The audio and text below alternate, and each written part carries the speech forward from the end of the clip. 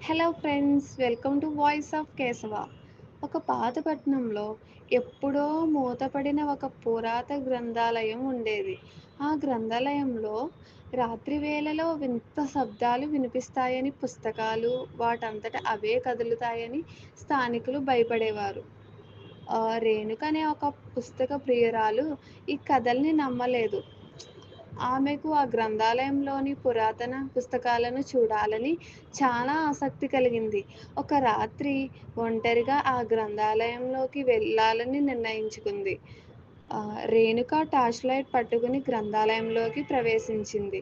గ్రంథాలయం చీకటిగా, నిశ్శబ్దంగా ఉంది. పుస్తకాల వాసన, దుమ్ము, ధూళి ఆమెకు ఒక వింత అనుభూతిని కలిగించాయి. ఆమె మెల్లగా నడుస్తూ గ్రంథాలయం మధ్యలోకి చేరుకుంది. అకస్మాత్తుగా ఒక పుస్తకం వాటంతట అదే కింద పడింది. రేణుక భయంతో వణికిపోయింది. ఆమె వెనక్కి తిరగబోతుండగా ఒక వింత శబ్దం వినిపించింది. ఆ శబ్దం ఎవరో పేజీలు తిప్పుతున్నట్టుగా ఉంది. రేణుక మెల్లగా శబ్దం వస్తున్న వైపు నడిచింది. అక్కడ ఒక పెద్ద టేబుల్ ఉంది. టేబుల్ మీద ఒక పురాతన పుస్తకం తెరిచి ఉంది. పుస్తకంలోని పేజీలు వాటంతట అవే కదులుతున్నాయి. రేణుక ఆ పుస్తకాన్ని చూడటానికి దగ్గరకు వెళ్ళింది. పుస్తకంలో పేజీలలో వింత చిత్రాలు, అక్షరాలు ఉన్నాయి. ఆమె ఆ చిత్రాలను చూస్తుండగా ఆమెకు తల తిరిగినట్టు అనిపించింది. అకస్మాత్తుగా ఆ పుస్తకం మూసుకుంది. రేణుక భయంతో వెనక్కి తిరిగింది. అక్కడ ఒక నల్లని నీడ నిలబడి ఉంది. ఆ నీడ ఒక గ్రంథపాలకుడి రూపంలో ఉంది. అతని కళ్ళు ఎర్రగా మెరుస్తున్నాయి. రేణుక గట్టిగా అరిచింది.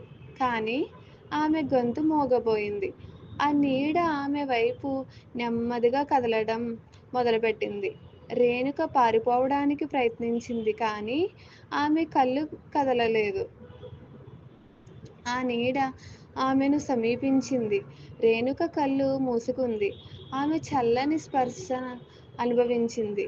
ఆ తరువాత ఆమె స్పృహ తప్పి పడిపోయింది. మరుసటి రోజు ఉదయం స్థానికులు రేణుకను గ్రంథాలయంలో స్పృహ లేకుండా పడి ఉండటం చూశారు. ఆమెను ఇంటికి తీసుకువచ్చారు. కానీ ఆ సంఘటన తర్వాత రేణుక ఎప్పుడూ మాట్లాడలేదు. ఆమె కలల్లో ఎప్పుడూ భయం కనిపిస్తూనే ఉంది. అప్పటి నుండి గ్రంథాలయంలోని గ్రంథపాలకుడి ఆత్మకథలు నిజమని అందరూ నమ్మేవారు. ఆ గ్రంథాలయానికి వెళ్ళడానికి ఎవ్వరూ సాహసించలేదు. ఆ గ్రంథాలయం మాత్రం ఎప్పటికీ వింత శబ్దాలతో, కదిలే పుస్తకాలతో నిశ్శబ్దంగా ఉండిపోయింది.